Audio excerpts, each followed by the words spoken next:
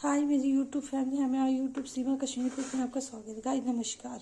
आज बनाने जा रहे हैं चिकन ग्रेवी वाला सिंपल चिकन बना रहे हैं। ये देखिए, ये तेल है, तेल गरम हो जाएगा तो चिकन डालेंगे। गाइस देखिए, तेल गरम हो गया, इसमें डालेंगे प्याज।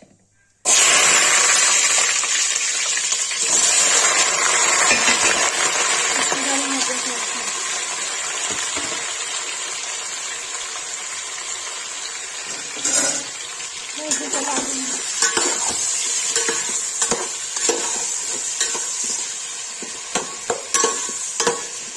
हो जाएगा तब इसमें चिकन डालेंगे।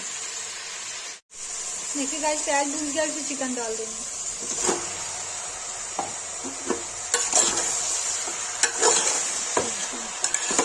चिकन भून जाएगा तो इसके बाद इसमें क्या करें,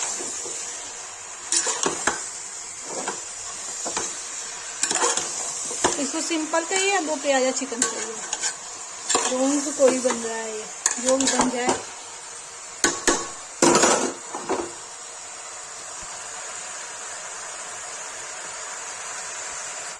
गाइस ये चिकन हो गया, इसमें डालेंगे लाल मिर्च,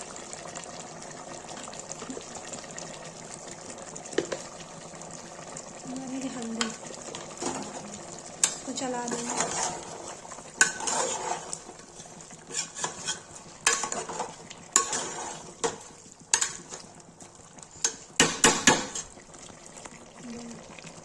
डालेंगे टमाटर,